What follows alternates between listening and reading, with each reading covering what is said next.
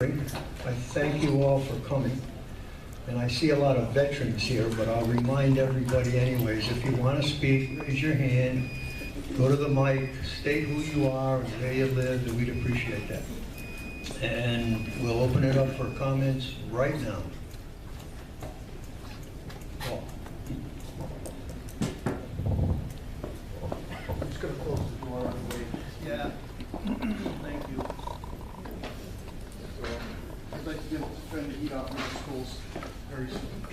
Yeah, I was going to say. I'd like anybody to stay from Transporter. Paul Smith. We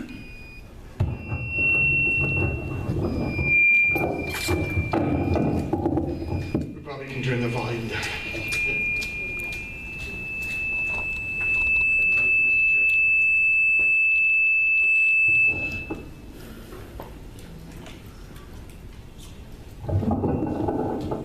Paul Smith, Superintendent of Schools.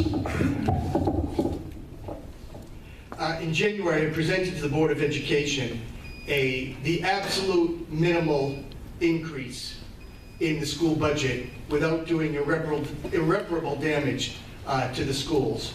We've already made cuts, and we did this in January with our very first budget. We made cuts to the programming, to personnel, to equipment, to supplies, to textbooks. And we are presenting what I feel at 1.35% or 0.32 mils is the minimal budget that we can tolerate. And what I'm asking is, I'm asking the voters to support 1.35, 0.32 mils.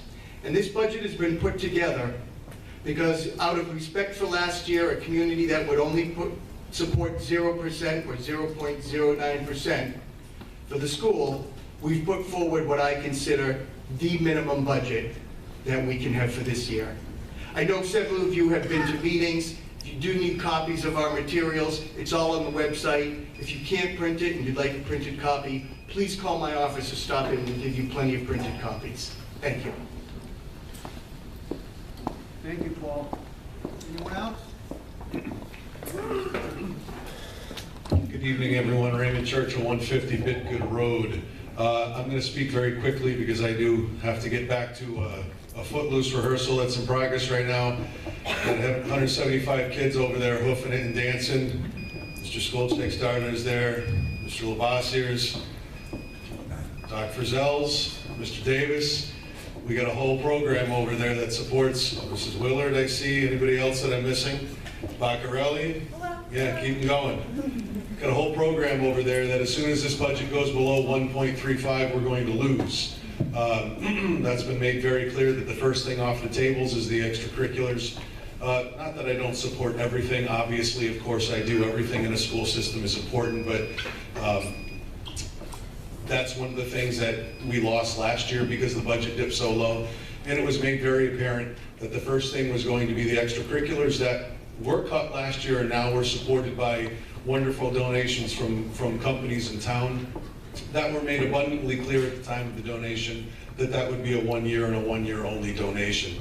So don't expect, at least on my part, don't expect that those programs are going to pop back up again. I wouldn't expect any miracle donations from any townspeople if this budget is to go any lower. As you heard Mr. Smith say, it's 1.35 is the minimal that we need. It actually doesn't even, if I'm correct, Mr. Smith, doesn't even cover cost of increase from this year to last. So it really is it's a 0% increase, even though some of our townspeople may not see it that way. I'm sure I'll have some other things to say at later meetings, but I would just here to voice my support that the townspeople get a chance to vote at the 1.35 because we just can't bleed the stone any longer. So if we want to have any, and also as I spoke on the mic last year, and what many of our townspeople don't realize is education is a business and we are in competition with NFA and Woodstock. And if we fall much farther behind, which I believe we have already, we're going to become less attractive to the sending towns. And I think my numbers are correct if I say that our out-of-town enrollment numbers are down $400,000 from last year due to all of our bad press and our loss of program from 2 years ago to last year. So pretty sure that the final referendum that went through to make those final cuts was not worth $400,000. So I can only see that our incoming town money, $10,000 per student times 4 years, $40,000 per student over the course of their career, should be considered heavily when our town is weighing whether to make a cut and what that actually is going to mean in the positive and negative columns between initial cut that they would lose off their tax base and the incoming student, descending town student, which that money goes directly to the town and not to the Board of Ed. So by cutting, I believe last year, by cutting, the town hurt themselves and didn't even know it. They lost money and didn't realize it because they thought they were getting a tax break, and what they did was get a $400,000 reduction in sending town students. So my suggestion would be take the jewel of this community and augment it so we stand a shot of competing for those sending town dollars against NFA and Woodstock, who right now are shining just a bit brighter than we are. So I do recommend that this goes forward to 1.35, and with that I excuse myself back to rehearsal. Thank you very much. Thank you, Ray. Thank you. Anyone else?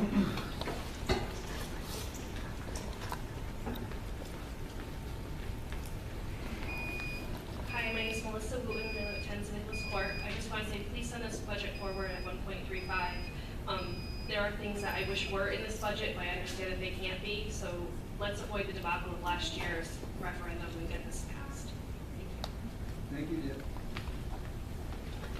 Teresa?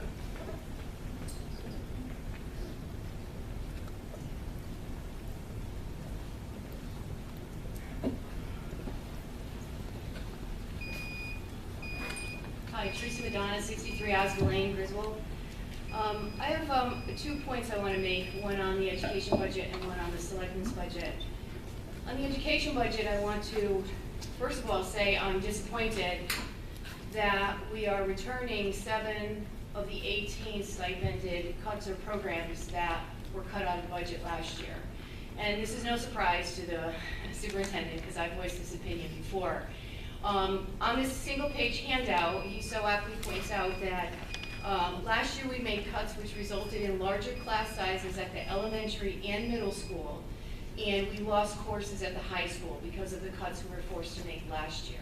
But yet this year, in the budget, the 7 programs that were cherry-picked by local businesses to be funded by those businesses last year were put back in the budget this year, instead of using those funds to restore maybe a teacher or courses at the middle school. So I'm very disappointed that even the Board of Education would put forward such a budget which funds extracurriculars once again after they were cut out of the budget at the expense of academics. So I'm really disappointed in our Board of Education in that regard.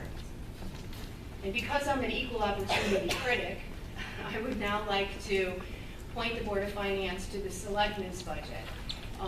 While I understand the Selectmen have probably done a yeoman's job of putting together their budget, I want to point out one important fact that is troubling to me. And that is the fact that we pay the 2nd and 3rd Selectmen salaries at all. And I've brought this up in a separate form as well. But I'd like to say this to the Board of Selectmen. Having served as the 3rd Selectman, basically you get paid $500 a meeting whether you show up or not. And under the current scenario, the 2nd or 3rd Selectmen also get a travel stipend, part of which, it's my understanding, that pays mileage from their home to each meeting. And a selectman has put forward a reimbursement on mileage for the 4 miles from his home to a meeting. So I think it's abysmal that in our town, we would pay for positions that basically should be volunteer. All of you sitting here tonight are volunteers. You do this because it is your duty to do public service and you take that commitment seriously. I think our Board of Selectmen, other than the 1st Selectman, who is the CEO of the town, in a full-time position, the CEO of the town as a full-timer should be paid. The 2nd and 3rd Selectmen should not be paid, and I implore the Board of Selectmen to not fund those positions, including the mileage, unless they're going to a business meeting or a training that's greater than 4 miles from their home. And that would be a savings of over $25,000 in the budget. I mean, so I don't want to, I think 1.35 is great. I'm just arguing for reshuffling the deck and putting that $25,000 back into a place that's more appropriate for the town. We're probably one of the only towns that funds those positions at the size of our town. And furthermore, if you choose not to fund the second and third positions now, later this month or whenever the referendum is about transitioning to a 4-person board of selectmen, which I've been outspoken that I'm in favor of that, excuse me, a 5-person board of selectmen. When and if the town votes on that proposal, the town is voting based not on the budgetary implications of that, but on the true merit of having 5 people on the board of selectmen. So I would encourage you to save the 25 grand, reshuffle the deck, put it back into capital improvements, put it into maybe a much more needed position within the municipal government, and not pay the second and third selectmen. And the comment I received at a public hearing from one of the selectmen was, you get what you pay for. Well, that's insulting to every other person who serves on a board or commission in this town. And so I would encourage the Board of Finance to think about that. Thank you. Thank you, Teresa. Anyone else?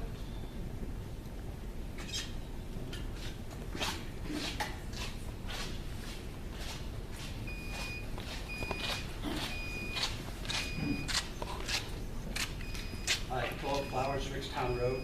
I'd like to thank Mrs. Madonna. She is going to save me a lot of time in my speech. I actually have one question for the board and then a comment. Currently, our second and third selectmen are the highest paid in the entire state. And I think a lot of us didn't know that until recently. And I asked this board also not to fund the second or third selectmen or a 4th or a 5th. I think it should be a volunteered system, just like all the boards in our town. There was recently a survey that was done of the second, third, 4th, 5th, and selectmen that are in surrounding towns around us, that we're overpaying by over $7,000 to the ones who do pay their selectmen. I think the board should be volunteer, with the exception of the first selectman being paid. So anything underneath our first selectman should be volunteered. If it's not going to be volunteered, maybe a small stipend. Small stipend. We're talking about cuts. We're hitting the kids hard at the school. I think everybody should help, including our second, third, 4th, or 5th selectmen, whichever way we decide to go. I would also like to ask the board to make a decision tonight so that the people, when they do go to vote for the extra selectmen, they know what they're voting on. That they know that these positions are going to be funded at 0.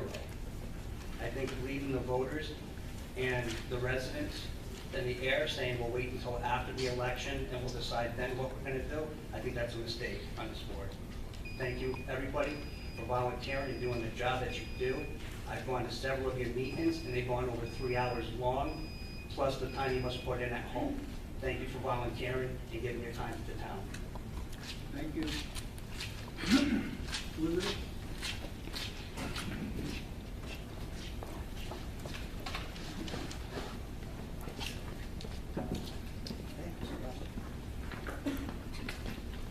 Elizabeth Dorr, Prairie Road, also Board of Education member. I too am somewhat disappointed that we can't ask for a higher percentage for the school, for the kids. But as Mr. Smith said, we felt that this was the most we could reasonably ask for this year after what happened last year. However, I would like to respond to some comments that were made previously. If you add up the amounts that we put back in the budget to refund those positions that were stipended for the extracurricular programs that were cut last year and then funded by private organizations, it comes to about $21,000. That is not enough money to hire a teacher. It is not enough money to even hire half a teacher. However, these programs serve hundreds of children. We've got the musical, which gives hundreds of kids a chance to perform, to manage, to practice, to sing, to do a myriad of tasks that they don't, it's not something that they do in the classroom every day. So they have authentic experiences. We're protecting our kids with an athletic trainer on fields, and that again is hundreds of kids. We've got student council, our kids are learning leadership skills. It's the education that happens in our schools doesn't just happen in a traditional classroom. It happens in all aspects of the school environment and throughout the school day and after school. And we felt that this was a great investment in our kids for really not that much money. And I stand by us putting back these programs. Thank you.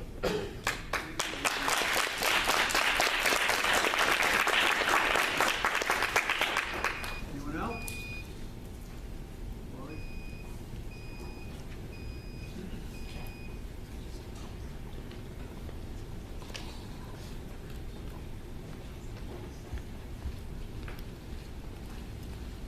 Thank you. Lori Sorter, Ashland Street, Jewett City. I just have a question, and that is, I know that we've spoken about the increase of 1.35 on the education side, which I believe equates to 0.32 mils.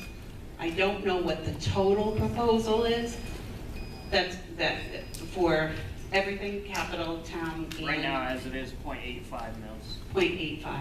Okay, and then when I was just kind of looking through the budget, I'm also part of the capital committee, and I know that the capital committee met and took some things out of the budget that isn't reflected in the budget here.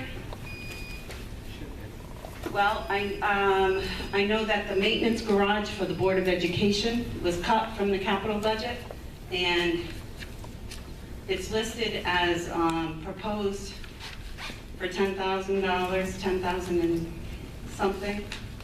So I don't, I'm just confused as to, I just want to make sure that all of these numbers are. I think what happened there was the Board of Selectmen cut the 115, whatever it was, thousand out of the capital. Yeah, We had to cut stuff to match that fund. Yeah, like for the maintenance garage, you can see the original department request was 30,000. Correct. And now as proposed, it's 10,583. But that's not what happened in the meeting. We, from We what, got to that 115, whatever it was.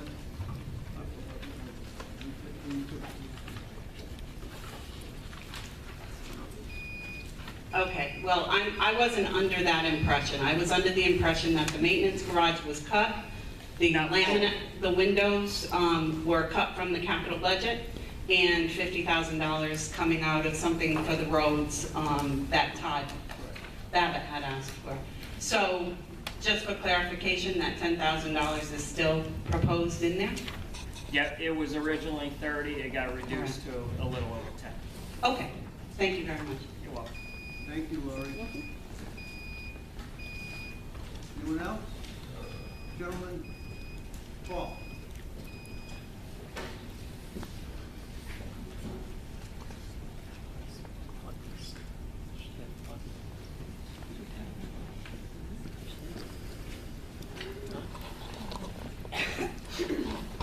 My name is Paul Madonna, Oscar Lane. Just a couple of comments. First, so that you know my bias, I think our tax rate is entirely too low. And how to change that, I suggest as a burden that the Finance Board, the Board of Education, and the Selectmen take a position when they've arrived at a budget they believe is good, that they sell it to the community. Last go-around, students, bright, well-meaning, but naive students, organized and I believe were successful in their getting their point of view voted on. How do we argue in a school budget about so little money? concept that the board has accepted, which I don't